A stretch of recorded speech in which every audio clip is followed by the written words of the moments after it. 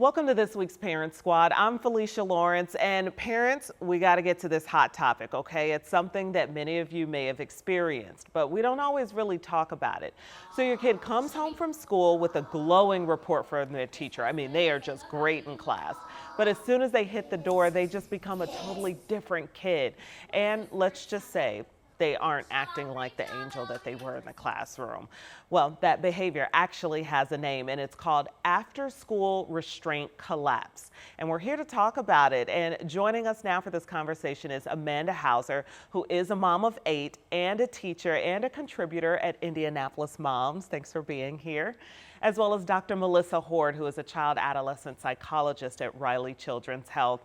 So thank you both for being here. We appreciate it. So we want to start with you, Amanda. You have 8 kids. 8. Let's clarify. The number that comes after 7 and comes before 9, 8. You got it. You got it right. The grade 8. Oh my goodness. Okay, and this is not a blended family. These are 8 kids. 8 kids, all ours. And yeah, it's the greatest show on earth. I know. Okay, now that we've clarified that, now we can start the interview. So have you seen this before? I want to say in your practice. Have you seen this before in your experience? It does feel like a practice when you live with a family of 10. Absolutely. Different ages, different stages, different rages all the time. Depending on the child, it's obviously very child dependent and their environment that they're coming home from. But with our littles, we absolutely have. It looks a lot like sometimes just really big tears, really big feelings. You know, you drop the book bag in the driveway and you run in the house and just flop on the couch or run upstairs. Sometimes for us, it looks like a lot of excessive energy. You know, we're running all over, jumping on furniture, things that we know that we're not supposed to be doing, but it's just a lot of really big energy in the room. With some of our middles and older children, sometimes it looks like stomping upstairs, slamming a door, you know, just having some quiet time, some isolation time. So different strokes for different folks. Yes. But what we see, it really exacerbates it, at least in our environment, is when, as parents, we have scheduled our children so tightly that it's get off the bus, get your uniform on, get your snack, we got to get to practice, we got to get to this, that, and the other. And when we're placing more demands on our children without a lot of transition time, we get a lot more big feeling energy in our home. Yeah, wow. So let's get the age ranges of your children. They start from when and go to when? Our youngest is 7 and our oldest is 26. We have 6 girls and 2 boys. Okay. That counts as experience for sure. And Dr. Hord, let's jump into what you see in your practice, why something like this happens. Yeah, it's interesting because there's a lot that happens in the lives of these children, right? And school is hard. School is really hard. There are so many demands that are placed on kids when they're in school. And so if we start with thinking about the younger kids, they're just getting used to being away from their protective parent who is like the best person in their life. And now they have to be gone from them all day and handle all this stuff on their own. And they haven't really had to do that before.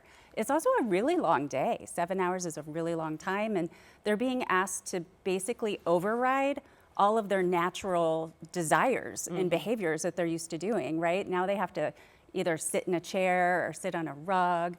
They have to stay still. They're not allowed to just talk whenever they want to talk. They have to basically follow the group norm, right? And do what everybody else is doing. And that's hard. That's a lot. That's a very demanding day for them. Yeah. See, I looked at this as it's now structured, so that's different. But also them coming home, children coming home, and just feeling more comfortable with you and more comfortable in their home environment to let all the emotions out. I looked at that kind of as a positive thing. No? It is kind of, if you think about it from that angle. It's nice that they do feel like it's a safe space where they can let these emotions out. That's good. We do want them to have it as a safe space. But at the same time, I think when kids really start to explode, they're communicating something to us, right? Like I'm not happy about something and I don't know how to say it. I don't have the insight to figure it out. So, but if you think about it, all of us, no matter how old we are, we feel our emotions in our body. Absolutely. But young kids don't know how to interpret that. So it just comes out as a behavioral outburst for some, or crying, or something that you see. Yes, in education, we always say all behavior is a form of communication. As adults, as teens, as small children. I love that. I really love that. All behavior is telling us something, and as adults, our job to help these children is to understand the function of that behavior. So not looking at a child as a screamer, a yeller, a crier, a stomper, a fighter, overly a jumper. emotional or crying too much. You cry too much. Exactly. Those children are not those behaviors. Those children are children, and they're trying to communicate to us with skills, like you said, that they don't have yet. Yet is the key word.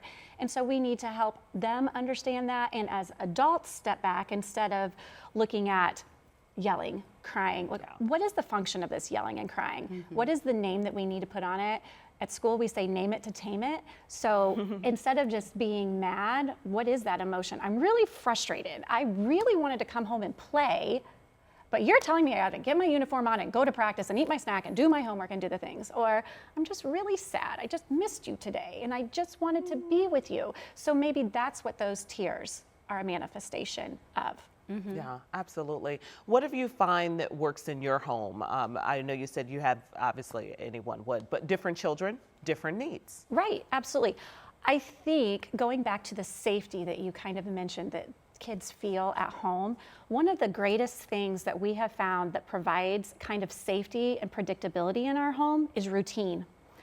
When children have a predictable, stable routine or procedure for when they get home, it takes the guesswork out of things.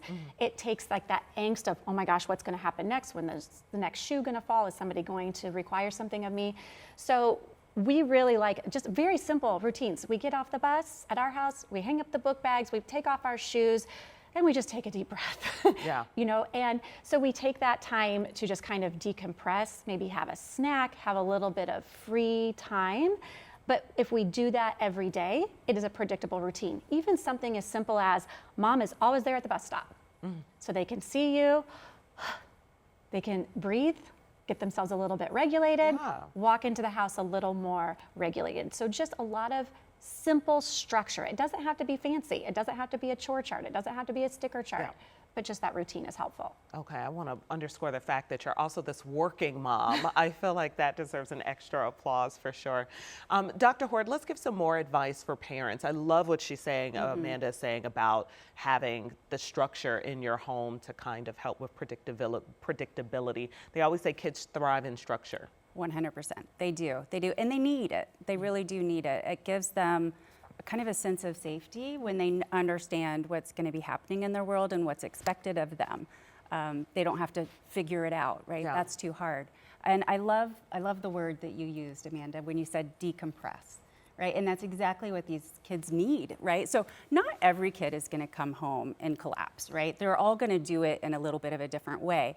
So some of it's like a little bit of investigative work, I think, on your part too, to figure out, okay, so how am I going to help my kid decompress? What's going on? Do they have a really early lunch? Are they hungry? Maybe we just need to make sure and get a snack into them right away. Being hangry is a real thing, right? Yes. It is a real thing. We do know. So I can attest. So snack time is probably going to be important. And then what else are you seeing from this kid? So is it a kid who's naturally pretty active? If that's the case, they've been sitting most of the day at school. Yeah. Yes, they have recess, but that's not the same as what they're used to doing, right, all summer long. So they're probably going to need to get out some big energy, big muscle movement, running around the backyard, going to a park, doing a bike ride, something like that is going to be really helpful for that kid. And then for another kid, it might be that they're really sensitive and it was just a hard day with lots of demands and they might need some kind of more like a chill time, right? Maybe you're going to listen to some music or do something that's a little bit more soothing or creative, where they can color. And that kind of a gentle activity might help them to decompress. So it's a little bit of knowing your kid and maybe a little bit of trial and error as you figure it out too, and that's okay. And maybe the kids can lead in that sense. Maybe they can kind of lead and communicate or let you know what their needs are in that situation. Do you find a difference between boys and girls? I don't think it's so much a gender thing as it is just individual traits, right? We're all born with a certain type of temperament, and I think it's that temperament style that's going to interact with the environment and potentially be hard for some kids. Yeah.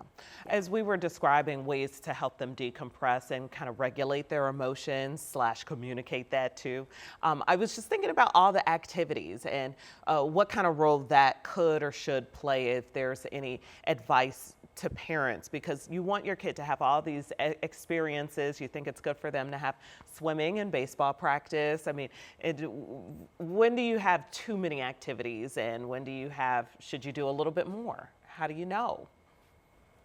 I would say, again, that's knowing your kid. How has that turned out for you guys? It's been really difficult, to be completely honest with you, because as a parent, you want them to have all the experiences and all the opportunities. And even in my own family, I have children who say, I want to do gymnastics and dance and this and that. And I would love to, say, great, let's do it all. I can't. I know that I cannot handle all of those scheduled regimens. And so I know it's going to be way too much on them. Ironically, all 8 of our children have been or currently are travel athletes. Oh, so wow. we've had 2 collegiate football players, a collegiate gymnast, a collegiate track runner, and then the 4 who are at home are all in travel soccer. Are there any twins or multiples in here? There are not. They're not. They are all singletons. Okay, They just are. checking. So it is, I will tell you, that is a battle, to be completely transparent, that we are still currently kind of wrestling with at our house. We want our children to have every opportunity that they want to have. We don't want it for them. Yes. So it really does become an interesting conversation of when is enough too much, or to know when. And everyone has such different needs. A different need, a different threshold. Consequently, though, it has earned our children free education. When you do those extra activities, I think a lot of parents are feeling a lot of pressure to put their kids in things because of collegiate sports, travel sports. Because you mentioned you have a 26-year-old, so you do have an adult that you have helped into adulthood. Okay, so let's talk about nutrition a little bit, because we've mentioned snacks a few times. Are there any snacks that you feel like we should try to gear towards? I think that's a great question, because a lot of kids do crash from sugar, right? So if they're sugary snacks or overly processed foods, I think you're going to have more problems. Some kids do seem to respond to different dyes, like red dye, and so I think some of it is kind of watching your kid too, to see, like, when do I notice these things happening more? You may even have to create like a food log. Okay. But I do think it's important to get in foods that are going to give them energy and kind of help sustain them, right? So a little bit of protein if you can. Maybe you put some peanut butter on crackers for that snack. What kind of snacks have your kids liked? We're huge on the chocolate milk train. Really? Chocolate milk is an amazing recovery drink, first of all, for athletes and kids. So we do a lot of chocolate milk, and it's easier for kids to drink than white milk, at least in our experience. Okay. Experience. So I'm taking notes. Don't Don't worry. We do that. And I do think I see it at school. Kids are dehydrated. So really making sure that your child is drinking enough water, especially if we're sending them out to an activity after school. There's just not a lot of time at school. I see it as a former teacher that we're not letting our kids get to the drinking fountain enough.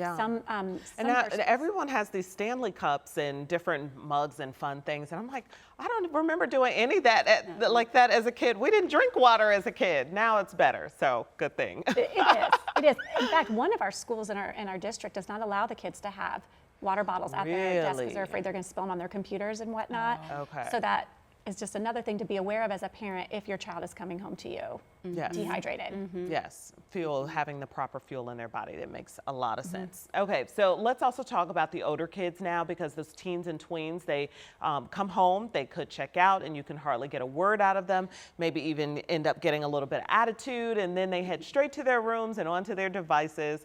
Do we have any tips to kind of encourage conversation, because this is the age group of kids where less could be more? It depends on where they're at and what kind of child they are and what the issues are. I actually asked my kids this. I said, what do you want from me Okay. as a parent after school? Fair question. And my girls, they just said, please, Mom, just not the 20 questions. I just can't do the 20 questions. I hit the door with a barrage of questions. I just can't do that. I remember that from my own shut down. childhood. Right. And so one of our routines that I spoke of earlier with all of our kids, and this is from 7 to 26, we started this and they know it's happening every day so they can kind of mentally prepare. We call it high-low buffalo. So I'm not going to ask you 20 questions when you get in the door. I'm going to let you breathe. But sometime in the next hour, I'm going to ask you for the high of your day.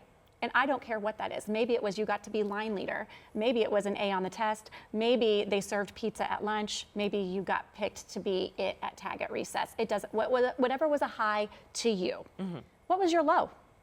What really either bothered you, caused you concern, maybe something that you're worried about, something that made you sad. And then the buffalo is your wild card. So it can be any random piece of information that you want to share, something that you are still wondering about, something that you thought was crazy, anything random that you want to share. And that's just 3 things. And those 3 things are not yes or no questions. And those 3 things you can't answer with fine, okay, good. You know, the responses that we get from our teens and our tweens a lot of times. Do you, look, sorry to cut you off. No. I just have so many questions. So you get this in within an hour, or is it sometimes like at dinner time, a little later? Because I'm like, oh, you have to fit in. There's a lot of high-low buffaloes, right? Yeah, there are a lot of reports. them. Yeah, I do like to give the kids a little bit of time. But because it is such a regimented part of our after-school routine, my littles will get off the bus and say, I'm ready for my high-low buffalo. Yes. And like they are so eager to share. I know, we love the littles. So I know, it's so fun. They're so excited to see Mom. Yeah. So sometimes they bring it to me before I even have a chance to ask them. If I don't hear from them, maybe it's my husband who's approaching them for the high-low buffalo. Maybe it's a sibling or me, but you get a lot of information as a parent from what a child brings to you as their high, their low, and their random. So you can kind of glean a lot of what's happening with their day and what's important to them and what's bothering them from those 3 simple questions. And it's just way better than how was your day? What did you learn? Which those are frustrating questions. Really, as an adult, I think that's a frustrating question. You need a chance to breathe, like you said, but there are probably some better questions we can ask. Dr. Hord, okay. I need you to weigh in on this. What do you think about, I love her high-low buffalo. I do too. Do you have some other tips for parents to ask the right questions? I really like that. And I like that. So I have a lot of families that I work with who do something similar around the dinner table. But I was just thinking about it while you were talking, and I like that you do it in a little bit more of a one-on-one way, because it provides an opportunity for them to actually bring up something that might be hard for them to say in front of the whole family. Especially if there was something really challenging that happened. If somebody said something mean to them, that's probably not something they're going to want to get, ribbed at from their siblings. So I like that a lot. I will also add, though, I think for teenagers, part of the reason why they're going to go stomp to their room is they're going to want more independence in that decompression time, right? They really want to manage that decompression on their own, whereas younger kids are going to probably want our help with it a little bit more, because they're not going to come up with the ideas as much. That makes sense. But teenagers naturally want a lot of independence, and they naturally want that time to kind of be on their own, and that's developmentally appropriate, right? So giving them the space for that, I think, is really important. And then coming back in some way to show that you do care, right? And you don't have to pelt them with questions. Questions are demanding, right? That does place another demand on them, right? Which is not what we want to do. So instead of that, one thing that can be really helpful is to join in with them in some kind of an activity that they enjoy, right? So join in whatever they may be doing, kind of sit down with them, start engaging in it, and don't ask questions, don't give any commands, right? Just describe what they're doing, describe what's happening with whatever you're doing together, and reflect anything they do say, right? So reflections really validate, and that validation is really important, and it also might keep them talking, right? Is it incorrect to think that hormones would play a role in this, as that we have just changing bodies for teenagers, boys and girls, and them, in a changing environment as they grow? Oh, I think hormones are definitely a part of it, right? That's a big deal for teenagers. Their body is changing, and there's a lot going on inside that feels really hard to deal with. there are a lot of demands that it's hard to understand unless you really sit down and think about it, right? Yeah. Yeah, okay. I love what you're saying about the teenager relationships, because you're trying to build the relationship. How do you build the relationship when they don't want to talk to you, or they might want a lot of alone time? I hear you saying let them lead it. If possible. Yeah, absolutely. Let them And lead maybe it, let them around come an to you. activity. Kids will actually talk more when you don't ask questions. Okay. Yeah. Okay, reverse psychology from a psychologist. You see, my brain is working. I'm like, oh, okay. All right, the homework conversation. How do you talk to them about making sure that it gets done without starting an argument? You're trying to give them space and you're trying to let them figure it out, but you got to make sure it gets done. Yeah. Any advice from the expert? Well, okay, so She's I yield the floor. Yes, I do. Well, and I think it'll be interesting, though, to see how much you already do this. I think with both homework and chores, those both tend to cause a lot of conflict between, especially teenagers and parents. And it's great, you're trying to help them, right? But doing it in a more supportive way rather than just asking and it being a conflict all the time. There's ways that you can do it where you reduce the conflict, right? So with kids, you want to set clear expectations, right? So here's the expectation. We want you to be getting, maybe it's not about grades, maybe it's not about, okay, you need to be getting A's or B's, but we want to know that you're trying your best. And so we do expect for you to be doing your homework. We do expect for you to be going to class and raising your hand and participating. So let them know what those expectations are, and then figure out what's going to be the best way for me to be checking in on that from time to time, where I'm not every day making it a thing, where I'm going on to whatever electronic tool that school uses and looking at missing assignments and then saying, where are all these missing assignments? Maybe you check in once a week or once a month, depending on the kid and how much they might need support. And then you have a touch point with them, right? And see what you can do to help support them if there's an area of need there. Reducing those conflicts is important, because a lot of times when we're pelting them, like, where are you at with your homework? Where are you at with your homework? We're actually making them dig in and push back more. Because you're kind of like, you don't want it to feel like you're being a manager of what's going on, even though you're managing things. Is that unrealistic, though, Amanda, to have them kind of come up with a system explaining to them that I need to be able to do this because I'm responsible for you, but what's the best way that we can accomplish this goal so that we have communicated, or I know when there's an issue? Is that unrealistic to kind of let them come up with a process? I don't think it's unrealistic. It is a challenge. It's not going to just naturally happen on their own. They do need a lot of guidance, at least in my experience. Oh, there's no reasoning. And we have kind of operated on, we will trust you until you give us a reason not to trust you, and that has worked, but it's also very independent by child. There are a lot of different learning styles within a family dynamic, and the way I operate may be far different than the way you operate with your homework, but we can both be very successful in getting homework done. It's a lot on the parent. You were mentioning, like, looking in the electronic systems and checking the grades and checking the missing assignments. And you're doing that times. And we're doing that times so many children. And that does cause a lot of stress on a relationship when that's happening. Yes. So we do try to let the children operate on their own with an understanding that Mom and Dad care and are very involved, and we read all the newsletters and we understand this communication from the school, so we are keeping track with this. Another thing that we've really had to navigate a lot with our kids is self-advocacy for their work. So when they are having a challenge in school, they do goof up. They do have a missing assignment. There is a 0 in that grade book. We start with, we need them to advocate for themselves for that assignment. Our expectation as a parent is we don't just not do our work. That's our expectation. Not doing it is not an option. So what do you need? Did you not understand? Did you just forget? And what can you do to communicate that with the teacher, to communicate that with us? And if that doesn't work, then we step in with a deeper level of support. Well, ladies, I gotta say I've learned a lot. I'm taking notes, I'm planning it out. I got a little bit of time with the baby, but I have learned a lot. I appreciate you being open enough to share, and I'm hoping that there's some parents at home that have certainly learned some things as well. I think that kind of is successful parenting. You're taking bits and pieces from a lot of different people, a lot of different experts to help you come up and navigate your own journey. So we are going to have more on Indianapolis moms and Riley Children's Health with this segment on WTHR.com.